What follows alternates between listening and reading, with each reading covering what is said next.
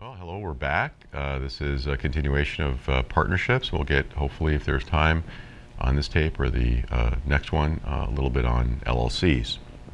So I think where we left off is on page 968 of Maller, specifically, partnership capital. Partners have to contribute some capital to the partnership, and most people think in terms of dollars or money. And that's certainly a way to contribute capital, and probably the most common way, but it's not the only way. You can contribute other types of in-kind contributions, and the book has some specific examples of that on page 966. In return for the contribution of the capital, you get a share of the particular profits. And as we've talked about before, you want to set forth in the partnership agreement that allocation and how those profits will be allocated among the various partners. But in the absence of an agreement, meaning if you do not have an agreement, the profits would be subject to the default rules under RUPA, the Revised Uniform Partnership Act. And under that act, you would split the profits evenly based on the number of partners. So if there's 3 partners, we split 3 ways. 2 partners split 2 ways, and so on. So the question really is, you want to set out in a partnership agreement all the respective rights and obligations of the partners, what their capital contributions are, how profits will be allocated, how losses will be allocated. That is obviously extremely important. And as the book, of course, emphasizes, I've tried to emphasize, it's best for a partnership agreement to be in writing so that all ambiguity regarding the ownership of property is eliminated or reduced as much as possible. And that's a very good segue into this one particular case on page 969, the McCormick v. Brevig case. And this is a very, very interesting case. This is a Montana case. Remember, partnership law, corporations law, LLC law, it's all state law, not federal law. So we're going to be looking at the respective, how the respective states handle it. Do we really care what Montana has to say, or Idaho, or Washington, or whatever the state is? We really don't, but we're learning these various cases from these states so that we'll draw better understanding of what the general principles of these respective laws reflect. And obviously when we get to particularly corporations, a lot of it's going to be Delaware law, because that's really where a lot of this is focused. All right, so at any rate, Montana case, the procedural elements here are that went straight to this, or went to trial court. I don't believe there's any intermediate appellate court in Montana, meaning I think it goes straight to the Supreme Court, any appeals from the lower courts. So you've got two siblings, a brother and a sister. They'd been partners, or at least the brother had been partner with his father until his dad's death. And at that time, the sister then became a partner with the brother. So brother and sister are 50-50 partners in this ranch, and this ranch obviously has a lot of cattle because it's Montana. So disagreements ensue, and the relationship goes south. So there was basically, by the early 1990s, no cooperation between the brother and the sister. And they began looking for ways to get rid of the partnership, to what we call dissolve it. A few years after that, the sister brings a lawsuit against the brother and the partnership, stating that the brother had actually converted, meaning changed, certain of his partnership assets, or certain of the partnership assets, to his personal assets. So basically saying, look, we've got the assets of this partnership, it's contained within this in this arrangement, and that this person, the brother, actually took assets out of the partnership. So let me just, if I could quickly, so you've got or the partnership assets, let's just say, and the sister is saying brother took certain assets out for himself. Okay? That's all.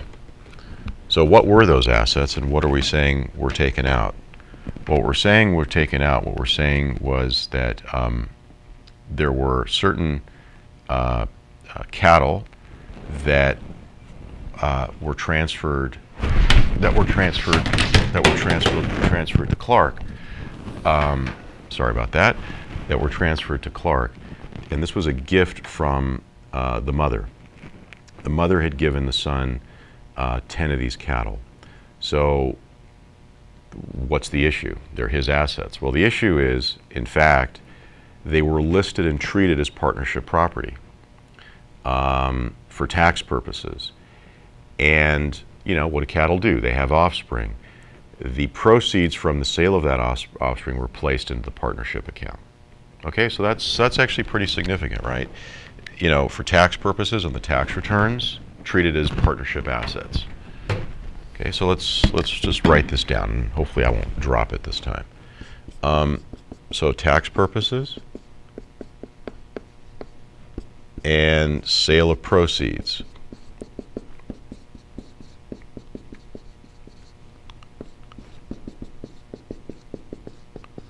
Okay, so both of these for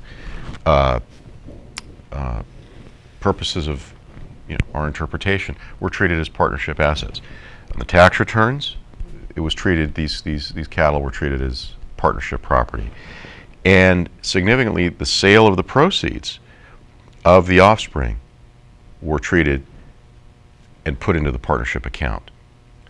So at the time of the lawsuit, the sister's lawsuit against Clark, all of the cattle residing on the ranch were offspring of those cattle originally purchased by the mom much earlier. So at the district court, the lower court, the trial court, the brother argues that the cattle should be regarded, however, as separate property due to this fact that the mom was not a partner to the partnership. Remember, it was originally the dad and the son. Dad dies, sister takes over dad's asset as the 50-50 partner. And he'd given the cattle to Clark and his two sons, neither of whom were partners. The district court indicated that Clark had signed tax returns indicating the cattle were partnership property and had placed proceeds from the sale into the partnership accounts. Therefore, the cattle should be treated as partnership assets. So at the lower court, the brother lost. The assets were treated as partnership assets. Why? Because they were listed that way on the tax returns. And the proceeds of the sales of the offspring were placed in partnership accounts. The fact that Clark had said, you know, they were given as a gift to me separately and to my kids who weren't partners in the partnership, not relevant. So looking at the face of it, you know, what do you think? You know, if you don't have an agreement around something, you look at people's conduct. People's conduct seems to suggest this is a partnership asset. It's written in the tax returns as such, declared as such, and the proceeds of the sale were deemed to be that. Seems to me a pretty clear-cut case. And furthermore, no mention of it here, but I think there's a fair assumption or reasonable assumption that whatever costs were associated with the maintenance of those 10 cattle and their offspring, you know, they have to be fed. They've got to be maybe, you know, treated from time to time by vets. They have to be cared for in other ways. These are expenses. There are expenses associated with these things and that upkeep and that maintenance. Who do you think was paying for that? I don't think it was being paid for, and let's stipulate that that was not the case. It was not being paid for by Clark, by the brother, but in fact, by the partnership. So that's yet probably another issue to suggest partnership asset. Partnership asset. So how is it? And again, that's what they ruled at the trial court. No intermediate courts in Montana. Remember, we've got the intermediate appellate court in most places. You don't. Montana, and not Montana, it's a smaller state, went straight to the appellate court, to the highest appellate court, the Supreme Court of Montana. Montana Supreme Court reverses, and finds in favor of the brother, holding what? That it is not a partnership asset, that it's a separate asset. Now, how could that possibly be? How could that possibly be based on what we've known?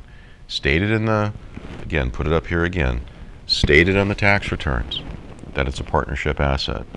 Sale of the proceeds of the offspring went back to the partnership.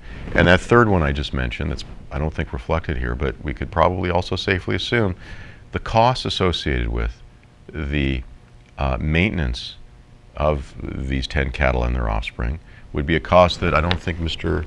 Clark was paying for separately, nor of his two sons. It was probably paid for also by the partnership. So how on earth is it that this court at the Supreme Court level could reverse the finding that it's a partnership asset? Well, this comes back to, believe it or not, sources of law, statutory interpretation specifically. What are some of the sources of law? We're in a state of Montana. It wouldn't really be federal law at play here. These are state law issues. So is there a constitutional issue in Montana? Probably not. Case precedent? Yeah, almost certainly, absolutely. There's some cases we'd probably want to look at. But also, what else? Statutes. Statutory interpretation in particular. Let's look at what specific statutes. Are there specific statutes on point? And of course, each state has their own partnership statutes and laws. You look to the specific state statutes in Montana that cover partnerships, and that's exactly what we did, or what the court did here. And they talk about partnership property and transfers of partnership property. They excerpt this very lengthy statute. But again, as I think I've mentioned, anytime you see in this textbook or any other textbook, I mean, this should be an obvious point at this juncture of your academic careers. But anytime you see something that's in italics or bold, that's an indication that you want to focus on it, right? So here, look at the subsection that's italicized.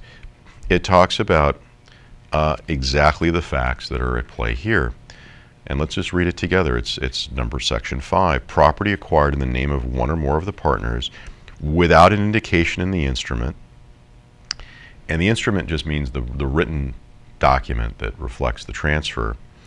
So it's saying if there's no indication, and there was no indication in the written instrument here, so this would seem to apply in this instance, of the person's capacity as a partner or as of existence of the partnership and without use of partnership assets, is presumed to be separate property.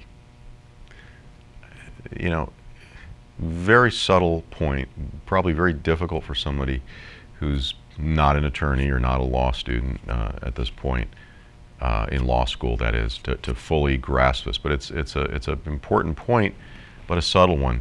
There's creating a presumption that if there's no written document, it's presumed or assumed that it's separate. That doesn't mean that it's separate in every case, but it means that's the starting point. That's the starting point of our discussion. If there's no written instrument, it's presumed to be separate property. So it's up to the other party, okay? Up to the other party who's saying it's partnership property to overcome that presumption, to overcome that assumption, okay? That's really all that we're talking about here. So the court here basically ruled, even if it was used for some partnership purposes, which, not only, clearly was, in the court's view, they couldn't overcome that presumption. And the court specifically says here, Joan, who's the sister now, this presumption or this assumption is now put out that it's separate. It's up to her now to rebut or overcome it, that she didn't introduce any evidence to overcome that, but rather just relied on the district court's finding that the money from the sale of the calves had been placed into partnership accounts and that the cattle had been listed on partnership tax returns. And the court then says we, meaning the Supreme Court, has considered and rejected arguments that a third party acquires an interest in cattle simply by feeding, watering, and pasturing them. So, interesting result. It really is, because all the facts do seem to point to, if you're just to ask, I think most people, should be a partnership asset, and that's in fact how the district court ruled. But this just goes to show how important a statute can be interpreted and how significant it can be in affecting the outcome of a case. Her lawyers probably didn't adequately anticipate the significance of this presumption, and therefore in their case didn't present sufficient evidence to overcome it, at least in the court's eyes. So there you have it. McCormick v. Brevig.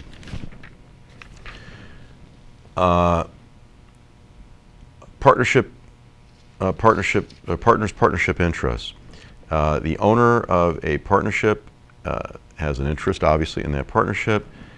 That's called a partnership interest, as I think we referred to. And ordinarily that right is not freely transferable, but you can maybe transfer the rights to the proceeds. Now, the partnership agreement can specify and would hopefully, under what circumstances those interests may be transferable. But think about it. This is, again, comes back to, and we'll get into it when we get more into corporations. Corporations shareholder interests are freely transferable. That's one of the powers, one of the many advantages of setting up as a corporation. You can freely transfer those interests. That's how we buy and sell stock all the time for public companies, as an example. Now, you can place restrictions on that if you wish, and shareholder agreements can and do that. But that's not where we start. With partnerships, by contrast, we start with the assumption not transferable. And that's really there for a good reason. We don't want these interests to be freely transferable. We want our partnership to be a self-contained unit. We don't want to let easily new people in or let partners go so easily. So that's the sort of the main fundamental point behind that. And we talk about that further. The book talks about that at page 970. There's something called a charging order at the bottom of page 970, top of 971.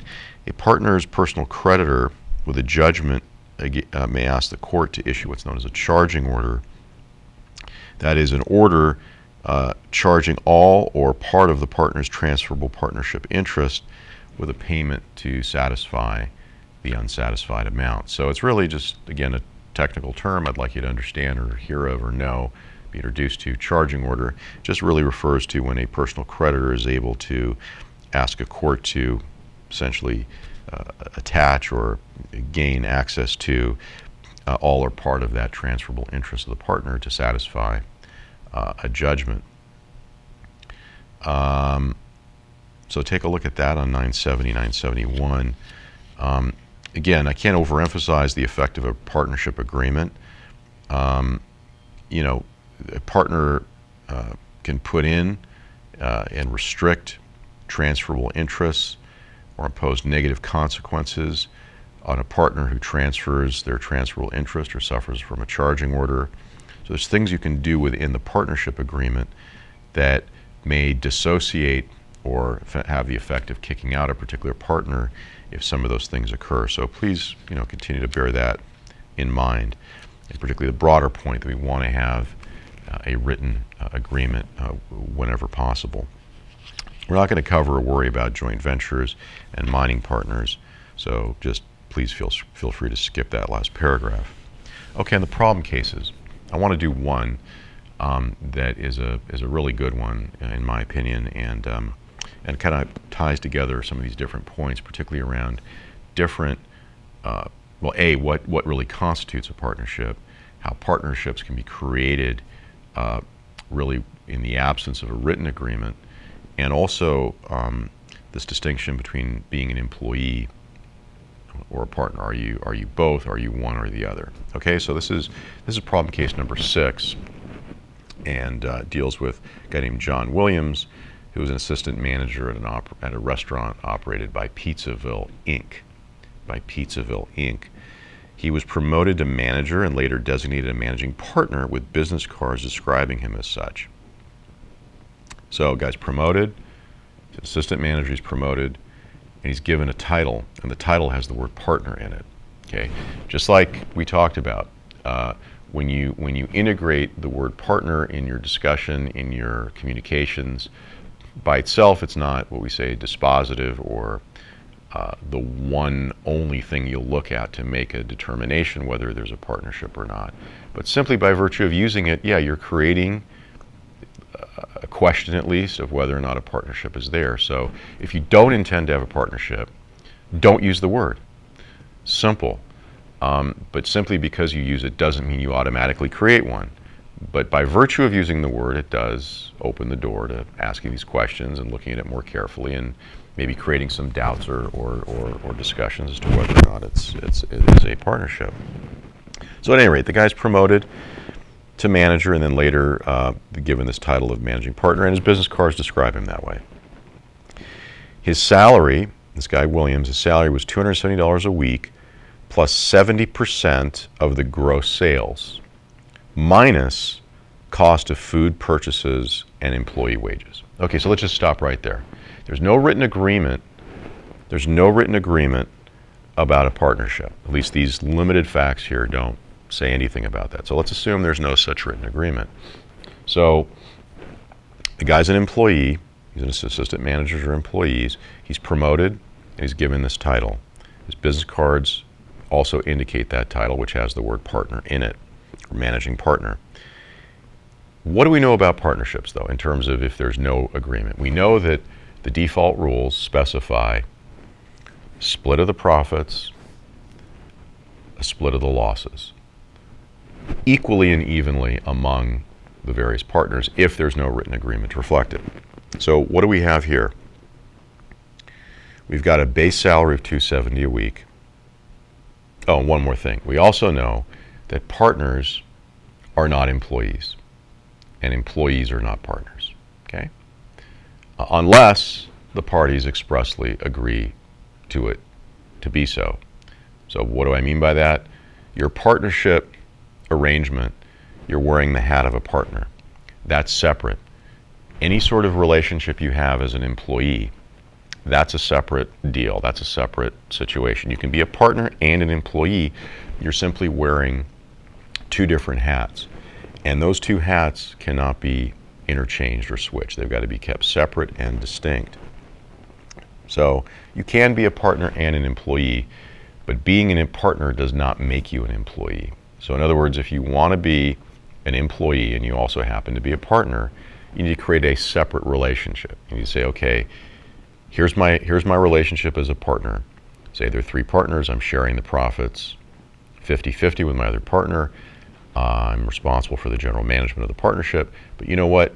I'm so valuable to the day-to-day operations of this enterprise, we're also going to make you the CEO of this partnership or the president of this partnership. Okay? We're going to make you an employee also. Great. You're still a 50-50 partner. You still split the profits 50-50. And all the losses and all the other obligations that come with being a partner. But we're also going to make you an employee, but we're going to create this separate relationship. And we're going to pay you a salary. We're going to offer you all the benefits that go with it.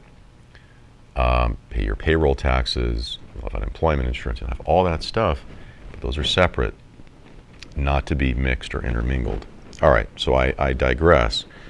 So his salary is $270 a week, and 70% of the gross sales, less or minus food purchases and employee wages. Okay, what do we know? It's about the profits.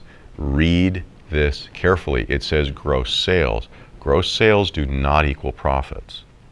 That's a very important point. Okay, profits are what? And this is not an accounting class, but very simply, you've got your revenue, right, or your gross sales. That's everything that's coming in. All right, but then you got to operate the business. What expenses do you have to operate a business like a pizza restaurant? Well, you're going to have salary and wages. You're going to have rent, presumably, right? Because you've got a storefront, you got to pay rent, or mortgage if you own it, but most people don't. They rent. You got to pay electricity. You got to pay other utilities like water. You got to pay for inventory, all that dough, all that tomato paste, all that cheese, right? You got to pay for supplies, cups, dishes, food, or excuse me, plates, things like that. Maybe machines, maybe a big stove, or it's not stove, maybe a big oven to bake your pizzas. That costs money. Insurance, right? Because you're a prudent business, you got to have insurance. Liability insurance, other types of workers' comp insurance for your employees, things of that nature. So you have all these expenses. When you subtract all those expenses from your gross receipts, from your revenue, whatever's left over is your profit. That's not what he's saying here. But that's precisely what would be required for a partnership, right? Because you're splitting the losses equally, and you'd be splitting also the profits. What's described here is not that. Gross sales does not equal profits. The description of gross sales, however, minus, if this were to say all revenue or gross sales minus all expenses, that would look like profits. But what are they subtracting out? They're only subtracting out the cost of food purchases and employee wages. We've already determined there's a bunch of other costs that go into running a business beyond employee wages and cost of inventory.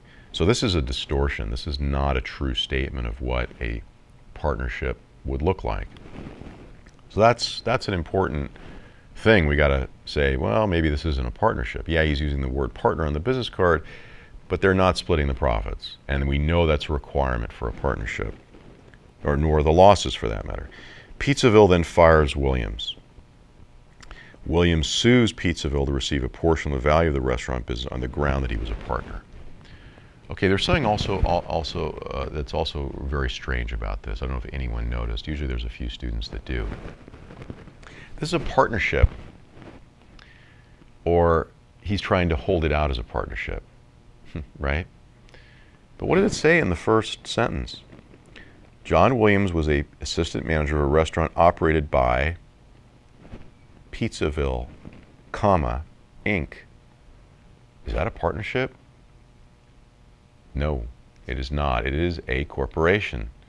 So he's employed by a corporation. What on earth is he asking for then? Is he a partner? He's a partner in a corporation. That does not make a lot of sense. So he's asking to split profits for an enterprise, a corporation that he really wasn't even a partnership. So that's another thing that kind of takes the air out of it. And also this whole business of the 70%. I mean, he wouldn't be entitled to 70% of the gross sales. That just doesn't add up. So there's a lot wrong with this. And even though they use the word partner, that alone is probably not going to be enough for all the reasons we just covered to indicate that this guy was a partner. Now, again, it just highlights the point. Just you got to be real careful in the terms you use, and better to make it very clear on the front end. I also point out. We talked about, I think in the last video, the purported partners discussion. Just occurred to me. Take a look at problem case number 7. This actually in earlier editions used to be an actual full-on case. They've downgraded it to a problem case, but that's a good summary again if you want to also cover purported partners. All right, operation of partnerships and related forms. This is very significant in terms of understanding the relationships partners have to each other, and we did talk about this to some degree already in the context of the discussion last week, but good restatement and good review. So again, what is that relationship? It's the highest relationship possible in the law, right? And what do we call that relationship? I think we know by now. It's called, and I'll erase this if this is okay. It's called a fiduciary relationship, right? It's the highest relationship that possibly exists. When you're talking about a relationship that exists just between two individuals, I'm driving my car. I'm offering some basic service. You have a duty, an obligation to use and exercise reasonable care. It's a standard, basic concept under tort law, under negligence. I think you've covered it. We've actually discussed it ourselves here in this class. That's not what a fiduciary duty is, in the sense that it's a much higher duty. In essence states you have to place the interests of the partnership above your own. It's the highest duty that we can see. It's the duty, as we'll learn in corporations particularly, that officers have, that directors have to the corporation. Same situation here. The partners have a fiduciary duty to the other. But that's not the only duty that they have. They have a duty, and it all kind of wraps into it. You can't have interests that are adverse to the partnership. What does an adverse interest mean? It means it's an interest that's against the partnership. So you can't deal with a partnership if you're a partner, when that particular partner that has an interest adverse to the partnership or acts on behalf of another person with an interest that's adverse to the partnership. So, for example, the obvious one is you can't profit by personally receiving some sort of kickback or money that was being paid to you to divert business to the company. So a vendor or supplier comes to you and says, hey, you guys have a partnership. We want to sell you this high-end IT equipment. Cost you $1 million. To get your business, we'll give you under the table, here, $50,000. You can't do that, right? That's an interest that's adverse to the partnership. You can't have competing businesses. If you're in the business, I think we talked about this last week. If you have working for McDonald's, you can't say if the franchise is owned by a partnership, you can't then, and you're a partner in that, you can't then have a Burger King right down the street that's directly competing with it.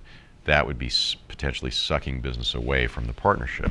That would be adverse to it. Now, if it's disclosed to the other partners and they consent or agree, well, that's a different story. If you happen to own a partnership, say again a bunch of franchises of McDonald's, let's say, you can't open the Burger King. If you got a bunch here in Northridge, you can't open one in Northridge or Reseda or even probably Los Angeles. But what if you wanted to open one in North Carolina? Is that going to directly compete with the ones here in Southern California, in the LA area? Probably not. So you got to think in terms of what do the facts really support and necessitate. You have a duty to serve. You've got to actually undertake your responsibilities for running the day-to-day operations of the partnership business. There's this duty that's the expectation that all the partners will work. We talked about the duty of care.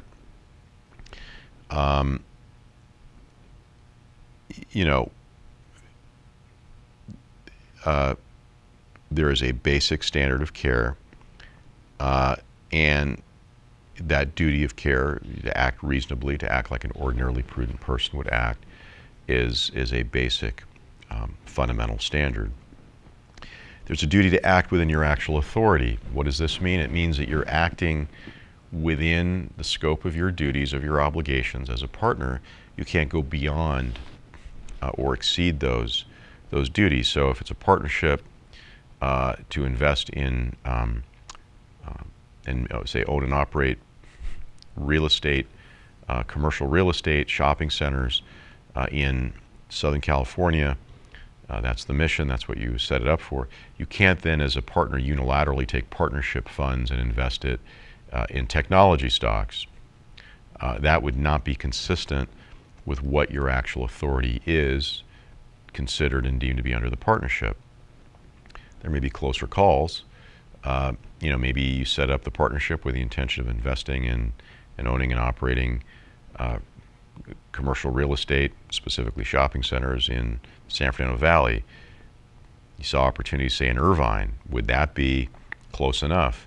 Maybe much closer call whether you're acting within your authority to set that up without the consent or discussion with the other partners. But for purposes of our discussions, I think the facts will usually be pretty clear, and more like the first example I gave you. Now, what if, sort of more of a macro example, more micro example, the book I think gives an example too, purchasing supplies. You clearly have to operate the business. The question is going to be, what are those supplies? How critical are they, and how much did you spend? Does a partner, again, same example of you're owning and operating shopping centers in the San Fernando Valley. You need some office work, you need some office supplies. You go to Office Depot. Do you have the authority on behalf of the partnership to spend partnership funds, to spend $300-400 on office supplies? Yeah, probably. Almost certainly, yes. But do you then have the leap to say, can you spend $50,000 on IT equipment? Well, I don't know. That's a much larger expense. Maybe yes, maybe no. Do you have authority to spend $1 million on IT equipment? I think the answer there is almost certainly no, because does it really fit with the business? Do you need that much equipment, et cetera, et cetera? So I think you're getting the general idea. The best way is put it in the partnership agreement. Specify. Not everything. You can buy pencils, but you can't buy erasers. That's a little too extreme. That level of detail won't be necessary, but you can talk more in general terms. Purchase office supplies in the ordinary course of business, or purchase other supplies generally in the ordinary course of a business, not to exceed a certain dollar amount, not to exceed $5,000, or not to exceed $2,500 or $10,000, whatever the number is. Put in a specific amount. That often helps a lot. Duties to account. Okay, you have a duty or you have an obligation to provide an accounting of the partnership. What does that mean? You got to keep records. You can't just make this stuff up on the fly. You can't just do what you want with the finance. You got to keep receipts. You got to have ledgers. You got to have entries. You got to have accounting financial statements. And those partners each have a responsibility to the other. So if one asks, hey, your job as one of the general partners, partner A, was to do the accounting. My job as partner B was to do the legal work.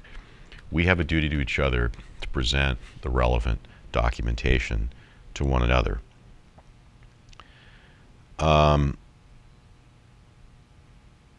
There's this duty of indemnification. What is indemnification? And I think we may have mentioned this at least once before, but this warrants the use of our handy-dandy board here.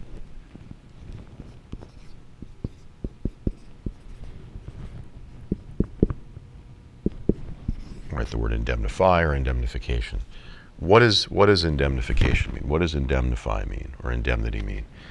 It essentially functions as a guarantee. Think of it as an insurance policy, right? You have car insurance. Your insurer, you get into a car accident, you have an agreement with your insurance company, right? What is the agreement? You pay the premium. In return, the insurance company does what? They agree to step up to the plate, and once you do certain things like not only pay your premiums, but meet certain deductibles in all likelihood, they will pay, they agree to indemnify you and pay for your loss, damages you may suffer to the car, personal injury, etc. That is one of the great powers of indemnification, and it obviously ties very closely to insurance. But it's not only something that's done in the context of insurance. Private individuals can indemnify each other, right? So how does it work? Partners, or anybody, forget partners for a second, I'm entering into a contract with you. I'm selling you something. While I sell you something, you want to also be certain that whatever I sell you, you're protected if there's a lawsuit. You want to ensure that the goods that I've just sold you, you're not going to get sued because you're using them in some way, right? So you may legitimately come back to me and say, hey, I want an indemnification. I want you, seller, to step up to the plate and pay for any losses that I may suffer, any lawsuit that may be filed that would cover me in the event of such a loss. So the damages that I'd suffer, the legal fees that I'd incur, all that stuff is considered indemnification. So it's a very powerful thing to receive if you can get it. Generally the question is going to be, okay, you're providing me this indemnification, but what are you actually indemnifying me for? Right? Not for everything under the sun. I sell you those widgets, you're going to legitimately ask for an indemnification if something goes wrong. But that doesn't mean I indemnify you if you get into a car accident or your roof leaks or whatever. I'm just going to indemnify you for conduct, or not necessarily conduct, but any claim or action that arises out of that, the use of that widget. So it's narrowly tailored, narrowly focused on what's at hand, what's being discussed. And that is typically how it works. In the context of partnerships, and it relates to the duty to account, is the right of a partner to be indemnified for payments made from personal funds and for personal liabilities incurred during the ordinary conduct of business. So for example, a partner uses her own truck to pick up some partnership supplies, which she pays for with her personal check, right? The partner is entitled to be reimbursed for the cost of the supplies and for her cost of picking up the supplies, including the fuel, basically being reimbursed. But let's take this one step further, and the book doesn't really, I think, make the key connection on indemnification. Suppose that partner gets into a car accident while they're driving to pick up those supplies, okay? The partnership should reimburse her for those losses, not her own personal insurance, not someone else. Why? Because she was acting within the scope and the duty of her actual authority, was acting on behalf of and for the benefit of the partnership. That's another important point to make and reflects the concept of indemnification. Another way to think of indemnification is this. It's a sort of guarantee, right? It's a guarantee that, if I do certain things, and I'm not at fault, but I do certain things through no fault of my own, things start to happen. What then is the result? The result is I am reimbursed for those losses. Other duties. Partner must maintain the confidentiality of partnership information, such as trade secrets, customer lists. So confidentiality is obviously a huge issue. Okay, compensation of partners. We talked about already the distribution of profits and losses, and how in the absence of a partnership agreement, that needs to be clearly stated. If it's not, so I'm not going to restate that again here.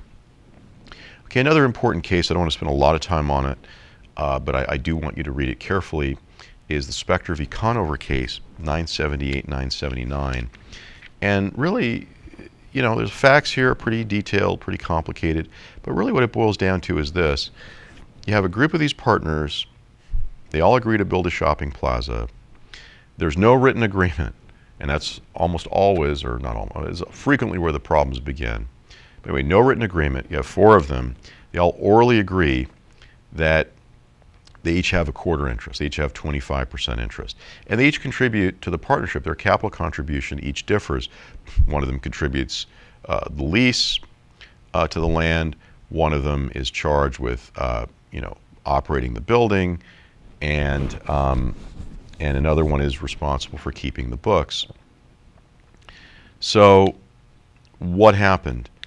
The two guys that initially managed the shopping center charged the partnership for any out-of-pocket expenses they incurred. That's appropriate. If you incur certain expenses, right, just as we learned in the other example, you're indemnified by your partners for that, right? You should be reimbursed for that. That's legitimate so long as it's for the benefit of the partnership and you're not doing it to feather your own nest, to divert the funds for some other personal purpose. Again, you're a fiduciary of the other partners. You got to place your interests above those interests of the partners, of the other partners. So at any rate, over time, the two guys who were responsible for managing the partnership, or for managing the shopping center, the partnership and this particular shopping plaza, they amass a whole bunch of other of these shopping centers. And then they hire, all these other people. What do?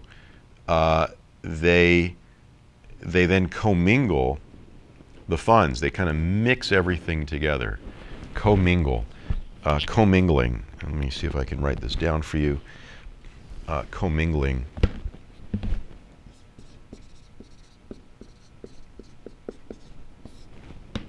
Commingle means mix together. Mix together. That's a big no-no. You cannot commingle funds. You cannot commingle your records. You've got to keep everything among the different entities separate. These guys didn't do that. They also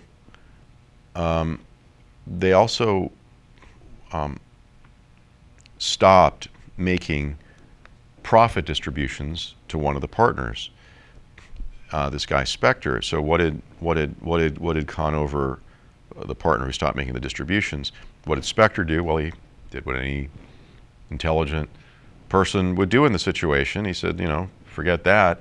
I'm going to hire my own accountant, and I want to review your records. Well, the problem is, once he did that, the accountant's review revealed that Conover, the guy who was responsible for maintaining the records, didn't keep, as I said, a separate set of accounts for this particular property that all four members were the partnership in. Indeed, these funds were commingled with funds from the other entities that he operated that had nothing to do with the underlying partnership. Funds were not only commingled, but, and this is a horrible part, the partnership funds of the Tri-Town Partnership, which was the shopping center, were actually used to support other properties that had nothing to do with the partnership. So you essentially were diverting funds, stealing essentially from the partnership to support the other. So anyway, a lot of no-nos. This guy Spector sues Conover seeking damages from breaches of fiduciary duties. And what do you think? Well, I think it's a clear case, right? Lower court, for some reason, found for the other guys, which is kind of surprising. But anyway, appellate court in Connecticut reached the correct decision and finds in favor of Spector. Clearly, yes, this is a breach of fiduciary duty. There was commingling, there was a misuse of partnership property, there was what's known as self-dealing. Self-dealing, meaning you're acting for your own benefit at the expense of the partnership. All of these are clear breaches, and this is, of course, in the case opinion itself, self-dealing. All of this is acting against the interests of the partnership, clear breach of fiduciary duties, major problems, slam dunk case. Again, it's perfectly legitimate to be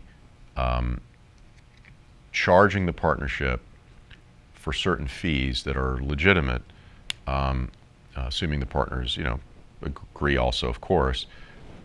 But this guy went way beyond that. He was commingling funds. He was diverting funds. He didn't have accurate accounting. So basically, if you go down the list of all these, duties, he pretty much violated all of them.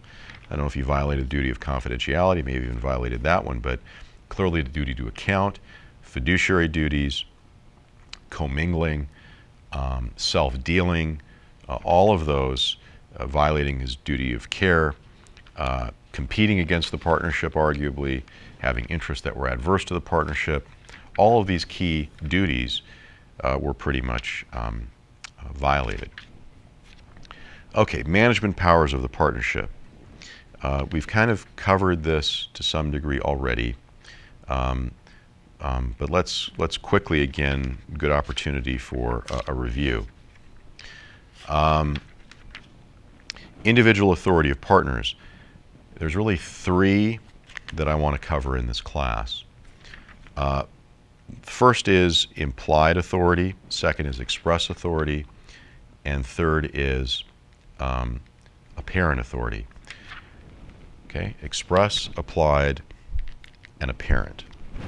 So again, use this as an opportunity. If I could erase this, write it down on our trusted board here.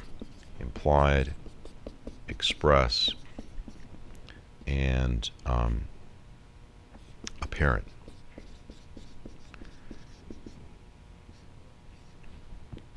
And let me just write this.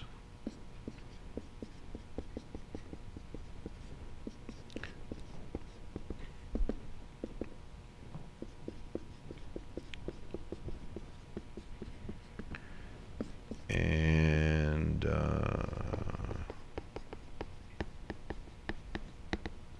okay, hopefully you can read what I've written. Really, there are three types: implied, express, and apparent. And next to them, I have these arrows that have these basic terms, which are kind of triggers for us to understand the underlying meaning. Think of it this way. Let's start with these first two, because they're kind of grouped together as what we'll call the actual authority. Okay? And there are these two types, implied and express. Express is easy. Think of express as it just being written down somewhere. It doesn't have to necessarily be written down, but that's really, I think, the best way for us to understand what that means. It's clear. It's in the partnership agreement. It's in some policy of the company. It clearly spells out what the partner can and cannot do. You can buy supplies up to $5,000. You spend $12,000, you have exceeded your authority, right? Because you have an express authority to only buy up to $5,000. How do you know that? It's written down, it's clear, it's specified somewhere. It's your actual authority, right? Okay, implied authority. That one is a little trickier, but still, I think we can understand. It's kind of something that is understood based on your role, on your responsibilities, on the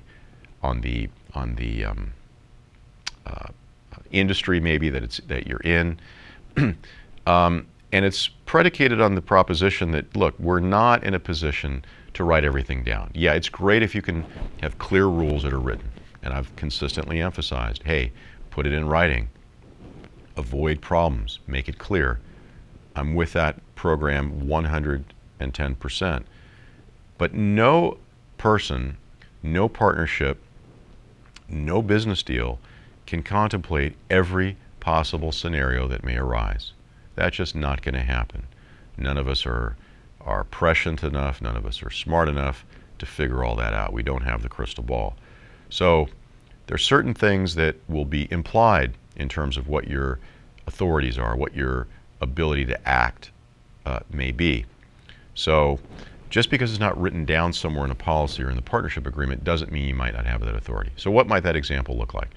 Suppose you have two partners. One guy's the accountant, one guy's the lawyer, right? And you're managing say there's three. There's the accountant, there's a lawyer, and there's a broker, okay? And your job is to own and operate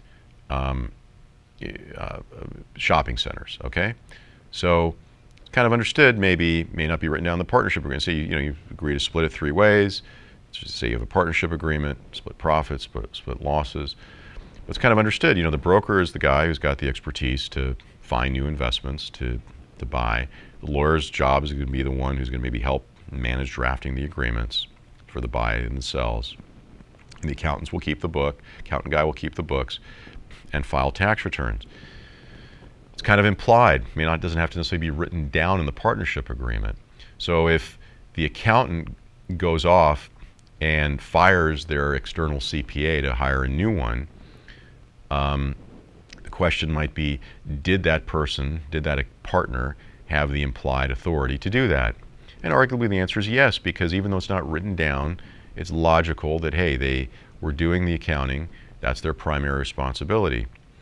They were acting within their authority, their actual authority. Even though it was not express authority, it was implied authority. Suppose you don't have, another example, suppose you don't have any rules around purchases or purchase limitations. You have nothing that says, hey, you can only purchase supplies or X supplies. What is the implication? Does that mean because it's not written down, none of the partners can ever go to Office Depot and spring $400 or $500 for office supplies? No, clearly in that instance you'd argue, even though it's not express authority, each partner has the implied authority to spend a reasonable amount on office supplies and be reimbursed for that because it's a partnership expense, or use partnership funds that they may have access to. That is perfectly legitimate in all likelihood. So that's an example, yet another example of implied authority. So these two deal with the actual authority. What about the third one we've got here, apparent authority? This is maybe the trickiest one insofar as it deals not so much with the authority that's granted by the actual entity, by the actual partnership itself, but it's how third parties perceive the relationship of the partners among themselves. Okay, so that's a mouthful, I know, so let me try to explain in a different way. Suppose you have 3 partners, okay, A, B, and C. They're dealing with a fourth party, D, who's not a partner. These 3 are partners, D is not. The question is, how does D perceive the relationship among these 3? Does he understand? Does D understand that A, B, and C are partners? And if A reaches out to B and says, hey, I want to buy your shopping center for $1 million, can D legitimately say, okay, yeah, I think A is acting on behalf of all the other partners? Or do I even know A is a partner of these guys? But at any rate, do I understand or do I believe that A has the authority, if I'm D, to act on behalf of the partners? It deals with the perceptions of these third parties. It deals with the perception of D's. Does D have the apparent authority, or excuse me, does A have the apparent authority in D's eyes to act on behalf of the partners? Here's a concrete example. Okay, I walk into I'm a sales guy. I'm an aggressive sales guy, and I want to sell, again, my office supplies. That's what I'm selling. And I walk into Disney because I could realize I've been trying to crack that account for years, and I know it's a huge, huge opportunity. So I bring in, show a few samples, and I bring out and I then immediately say, gauge the interest of the other party, and I say, wow, they're real interested. You know what? Special deal today, one-time offer only. It's good just right now, take it or leave it. If not, the deal's off the table. These supplies, which normally I would sell to you in the aggregate for $1 million, special deal today, I'll give it to you for $600,000. But you got to sign right here, right now. The person in there says, wow, I guess I better sign because this is a great deal. Don't want to miss the opportunity. They sign. Give it back to me. I go to my car and burst out laughing because really I pulled a fast one. Those supplies are probably worth, nowhere near $1 million and probably closer to 600,000. So I really just sold it to what it's really worth. So I'm broke into this great account. I just have a contract for 600,000. I'm going to get my bonus. This is awesome. Get my promotion. Problem is, who signed that contract at Disney? Who was that person? Say they were the janitor, and I knew they were the janitor, or I knew they were an intern, or the receptionist. Do I reasonably believe at that point, okay, I'm that third party, and again, I know Disney's not a partnership, but I'm that third party D. Do I really believe that that intern, that janitor, that receptionist had the apparent authority to bind Disney? Does that make sense? Of course it doesn't. Of course that person doesn't have the authority. Now, if I had a meeting with the director of purchasing of Disney and I gave that same offer and said, one-time deal, here's the piece of paper, please sign. If you don't sign now, no deal. And that person then signs, he or she signs, get it back. Different outcome? Yeah, I think so. Because at that juncture, a reasonable person could assume that individual has the apparent authority. Now again, I know these examples are not all in the context of partnership, irrelevant in the sense that it describes the concept. And these concepts of apparent authority, implied authority, and express authority will keep coming back again and again throughout the semester as we get into LLCs and certainly into corporations, and actually at the very end of the semester when we get into employment. At any rate, please do look at 979 and 980. We're not going to worry too much about special transactions at 980, 981, nor about joint ventures and mining partners, as I mentioned. Do take a look, however, at page 982, where it refers to when unanimous partners agreement is in fact required. Some partnership actions are so important that one partner should not be able to do it by himself. So to make clear that no single partner has implied or apparent authority to do certain acts, in the absence of a contrary agreement to do certain acts, unanimity is required for several actions. So for example, decision to build a new executive office, the decision to of a small accounting partnership to open a second office, other actions may be considered more ordinary course. Whether or not to, in this example, submit to an arbitration, for example, is considered more ordinary course. But bigger sort of steps, right? Entering a new business line, opening a new office, taking on significant debt, that sort of thing would be considered a requirement. Liability for torts and crimes. We talked about respondeat superior. It's the application in determining the liability of a partnership. You are responsible under agency law for the acts of your other partners. You're usually responsible for negligence. Intentional torts, usually not covered, but there may be certain circumstances where they might be. But ordinarily, for our purposes, think binarily, intentional torts, generally not covered, negligence almost always covered. Crimes, when a partner commits a crime in the course of transacting the partnership business, rarely will the other partners be criminally liable. But when partners have participated in that criminal conduct or actually authorized it, connected to it in some way, they too will be liable. Under RUPA, a partnership may sue in its own name, since suing someone is usually an ordinary business decision, and any partner has the ability to initiate a lawsuit. My own view is, something as important as that, you're going to want to discuss it with the other partners, and hopefully that would be reflected in the partnership agreement if you have one anyway. Okay, that takes us to chapter 39, which typically we just kind of fly through real quick, and I just will highlight a few points, and then we'll end this particular video. The main way to kind of separate from a partnership is dissociation, and that's defined and I'm at 991, is a change in the relationship of the partners caused by any of the partners ceasing or stopping to be a member of that partnership. There's what's known as non-wrongful dissociation and wrongful dissociation. I want you to take a look at that. Wrongful, obviously, dissociation that you can't do or is somehow unlawful.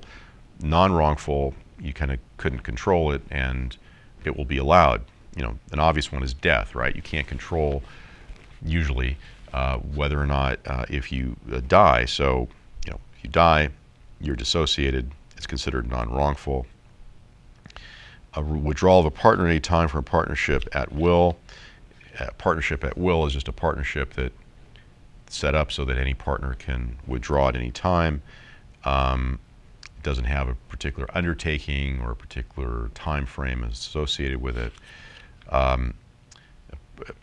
Another one that's mentioned in a partnership for a term or completion of an undertaking within 90 days after their death. Withdrawal in accordance with a partnership agreement. There's a bunch of others. I'm not going to read through all of them. But the consequence is a partner who doesn't wrongfully dissociate, or who is a non-wrongful dissociation, is entitled to be paid the value of their partnership interest, whatever that is at the time.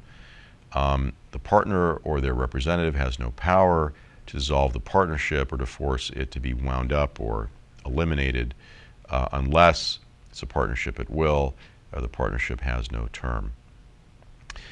Wrongful dissociation, that's dissociation that really you cannot do or is not allowed. That's, if you breach or without some sort of real negative consequence, that's if you breach a provision of the partnership agreement. If you file bankruptcy, if somebody is actually expelled from the partnership for some wrongful conduct. A partner who wrongfully dissociates has no right to demand that the partnership be dissolved and that his business be wound up. This means that the remaining partners may continue to be the partnership if at least 50% of the remaining partners choose to do so. When a partnership is wound up, it means a partner has dissociated from the partnership. The next step, may be to dissolve it and wind up the partnership interest. Liquidate all of the assets, pay off all the creditors, and distribute what is left over. Good opportunity to discuss very quickly. Paying off the creditors. Fundamental distinction between secured and unsecured creditors. Let's write this down real quick.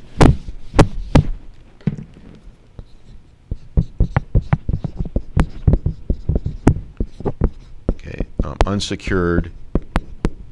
If you're going to be a creditor, you want to almost always be a secured creditor, which means that the amount that you've lent, the debt that you have extended, is secured by some collateral.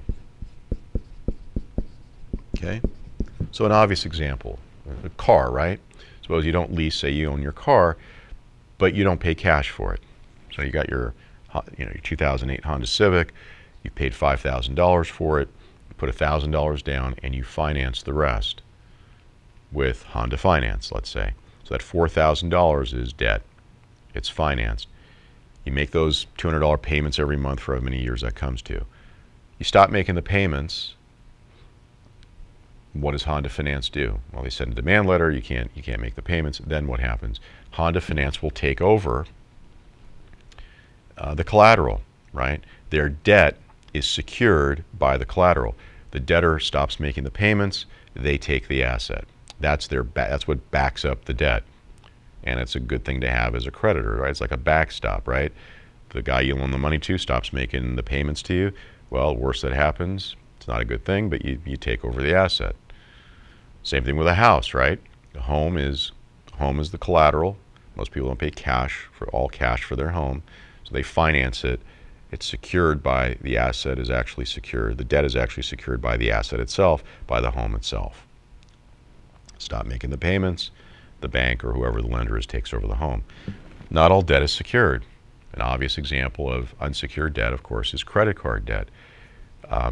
You stop making the payments. Okay, they take your credit card, but it's not an asset really. They take it away. So what's the consequence there? There's no collateral, but they'll obviously report you to credit agencies. They'll reduce your credit.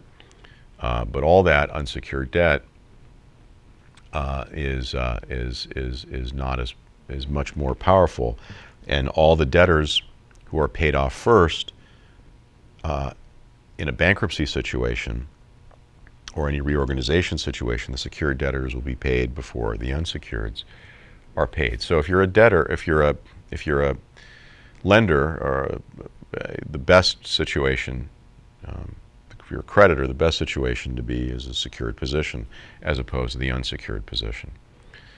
That doesn't mean that you're home free as a debtor if you've got unsecured debt, right? You definitely have to pay it back. If you don't, it's still going to harm you. It's just there's no collateral that backs it up. So that's an important distinction that I wanted you to understand. It ties into some of the concepts we've been talking about. But other than dissociation, knowing what that is, knowing the difference between wrongful and non-wrongful, you don't have to memorize all the different forms, but just generally know that they're out there. Take a look too at the concept review on page 1005. This gives you, some of the differences between non-wrongful association and wrongful association, what a dissociation is. We've covered that definition already. What the definition of withdrawal is, and that's really all about the extent to which we need to worry about that. So this is probably a good time to stop. The next tape we'll get into LLCs, but for now we will end this.